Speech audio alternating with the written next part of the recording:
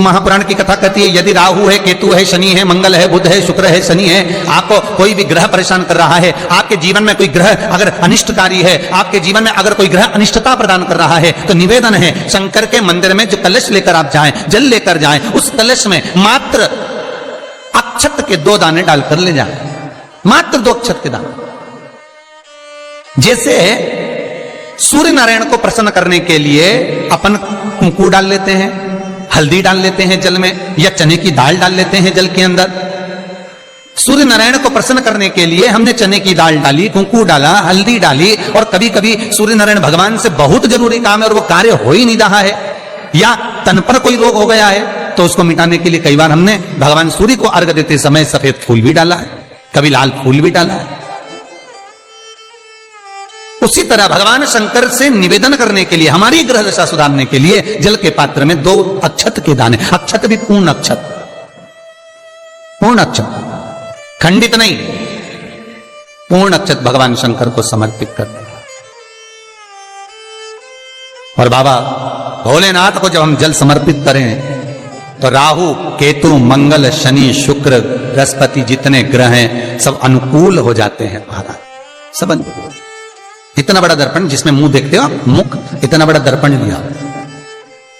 अच्छा, पहले के लोग जानते नहीं है, पहले जो घरों में, आजकल तो फैशन की बंदरवाल होती है, दरवाजे पे जो बंदरवाल लोग लगाते हैं, कहीं मोती की लगा रहे, कहीं काय की लगा रहे, परंतु पहले जो बंदरवाल होती थी, उस बंदरवाल में अगर कई शहरों में, जैसे काशी साइड में, तो आज भी जो बंदरवाल मिलती है उत्तर प्रदेश में, और चलो तो गुजरात में, तो उसमें इतने बड़े बड़े कांच लगे रहते हैं, दर्पण। उसका क्या महत्व है, उसकी मूलता क्या है? शिव महापुराण की कथा कहती है दर्पण इतना बड़ा ले लो, बंदरवाल अगर दर्पण वाली नहीं तो इतना बड़ा दर्पण लो, हनुमान जी के मंदिर में जाकर, क्योंकि हनुमान शंकर का ही अवतार है, हनुमान जी के मंदिर में जाकर हनुमान जी के उल्टे पांव का थोड़ा सा सिंदूर, चरण का थोड़ा सा सिंदूर एक कागज में लेकर आ जाइए, और हनुमान जी के छोटे भाई, हनुमान जी 6 भाई हैं, उसमें गतिमान, हनुमान जी के छोटे भाई गतिमान का नाम लो, और गतिमान का नाम लेकर उस दर्पण पर सिंदूर से त्रिशूल बना दो, सिंदूर से त्रिशूल बनाकर उस दर्पण को घर के बाहर, दर्पण का मुख बाहर की ओर, ऐसे बाहर की ओर मुख कर कर दर्पण को घर के बाहर या दरवाजे पर, बिल्डिंग पर, ऊपर जाली में, फ्रंट में, कहीं पर भी उसको लगा दीजिए।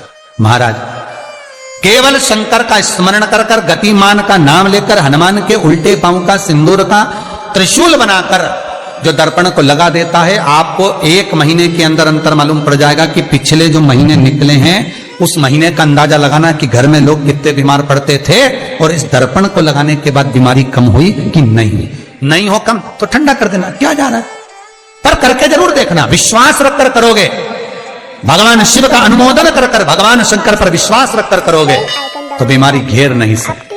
अकाल मृत्यु हो मरे जो काम करे चंडाल का, काल उसका क्या बिगाड़े जो भक्त हो महाकाल का। शंकर की आराधना करने वाला, शिव का स्मरण करने वाला, शिव का निवेदन करने वाला, शिव अर्चना में डूबने वाला, शिव का अनुमोदन करने वाला कभी दुखी नहीं हो सकता। सब्सक्राइब करें हमारा चैनल, बन सके तो बेलपत्र और समी पत्र शंकर को चढ़ाना है, 5 बेलपत्र, 11 शमी पत्र, बन सके 108 चावल के आखे दाने ओम नमः शिवाय जप कर शिव को समर्पित करना।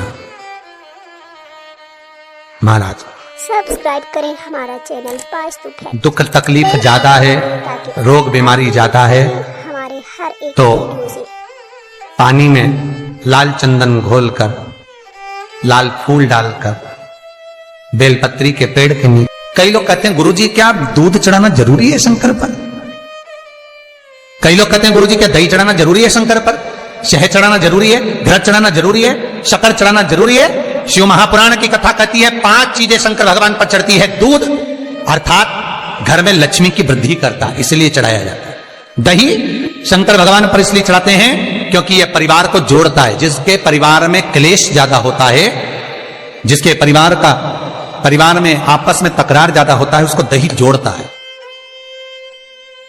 शहद घर में चिड़चिड़ प्रवृत्ति को समाप्त करता है। घी रोग को समाप्त करता है। शक्कर मिष्ठान। घर में यदि लक्ष्मी आकर जा रही हो तो मिष्ठान समर्पित किया जाता है। इसलिए पंचामृत स्नान का भाव शिव महापुराण कहते हैं। पंचामृत स्नान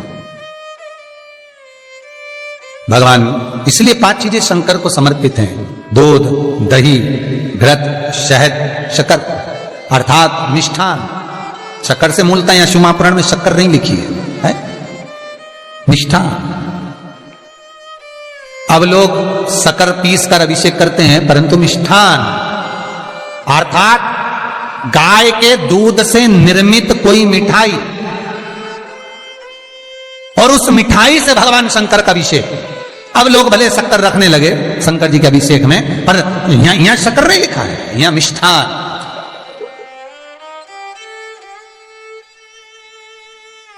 हमारे यहां सहज भाषा में कहते थे उसको खांड, अर्थात मीठा भाव भगवान शंकर को समर्पित। वेद और शास्त्र कहते हैं कि भगवान का यदि कोई प्रसाद बनता है, जन्माष्टमी के समय पर आप भगवान के लिए पंजेरी बनाते हो, भगवान के लिए सुंदर हरीरा बनाते हो, लड्डू बनाते हो, तो भगवान के प्रसाद में गोंद नहीं डलती। ध्यान रखना, आपकी बहू का जापा हो, डिलीवरी हो, तो खूब बादाम गोंद सब तल तल के खिलाओ, पर भगवान का जापा हो, भगवान का जन्मदिन हो, भगवान का जन्मोत्सव हो, रामकृष्ण का जन्मोत्सव हो, तो उसमें गोंद तलकर प्रसाद में कभी मत डालना, क्योंकि उसमें ब्राह्मण हत्या का अंश है। ब्राह्मण हत्या। और विद्वान जो ब्राह्मण होते हैं साहब, जिन्होंने शिव महापुराण की कथा या भागवत पुराण पढ़ी होती है, सुनी होती है, वो ब्राह्मण कभी भी, जो विद्वान ब्राह्मण होंगे, वो कभी भी गोंद का लड्डू, गोंद तली हुई कभी नहीं खाएंगे। भले वो देसी घी में तले, कुछ भी तले, पर गोंद नहीं खाते, गोंद का लड्डू नहीं खाते। क्यों? क्योंकि इसमें ब्राह्मण हत्या का अंश है। प्रत्येक फोटो में लक्ष्मी विष्णु के साथ नहीं मिलेगी, प्रत्येक फोटो में लक्ष्मी गणेश और सरस्वती मिलेंगे। दीपावली पर पाना खरीद कर लाओ, दिवाली पर कागज खरीद कर लाओ, दिवाली पर फोटो खरीद कर लाइए, लक्ष्मी गणेश के साथ मिलेगी, लक्ष्मी सरस्वती के साथ मिलेगी, पर लक्ष्मी विष्णु के साथ नहीं। ताकि आप अपडेटेड रहें हमारे हर एक। क्यों? किस लिए? भगवान विष्णु और लक्ष्मी का फोटो नहीं, गणेश सरस्वती और लक्ष्मी का फोटो। क्यों? उसका कारण यहां है, सब्सक्राइब। पार्वती जी ने गणेश जी को लक्ष्मी की गोद में दे दिया, ले आज से तू पूर्ण लक्ष्मी हो गई। ये सरस्वती तुझे लेकर आई है, इसकी साक्षी में मैं अपनी औलाद गणेश, अपना पुत्र गणेश तुझे गोदी देते। जा, तेरी गोद में गणेश बैठ गया तो तू पूर्ण कहलाए। इसलिए हिंदू धर्म में दिवाली के दिन विष्णु और लक्ष्मी का फोटो नहीं, गणेश, लक्ष्मी, सरस्वती का फोटो क्यों पूजा जाता है? लक्ष्मी भगवान विष्णु के साथ अगर रहेगी तो अपूर्ण मानी जाए। स्त्री की संतान नहीं तो अपूर्ण है, पूर्ण हो गई जब संतान गोदी आ गई, संतान गोद आ गई तो वो पूर्ण है। भगवान विष्णु के साथ लक्ष्मी की पूजन इसलिए नहीं होती दिवाली पर, क्योंकि लक्ष्मी अगर नारायण के साथ है तो वह पूर्ण कहलाएगी, और लक्ष्मी गणेश जी के साथ अगर बैठी है तो वो पूर्ण कहलाएगी। और दुनिया के लोगों को अपूर्ण लक्ष्मी नहीं चाहिए, दुनिया के लोगों को भरपूर पूर्ण लक्ष्मी चाहिए, जो संपदा से परिपूर्ण हो, वैभव सत्ता से परिपूर्ण हो। सब्सक्राइब करें हमारा चैनल। और लक्ष्मी और गणेश की पूजन के साथ में सरस्वती का पूजन इसलिए होता है क्योंकि माता सरस्वती ने लक्ष्मी को पूर्ण बनवाया है।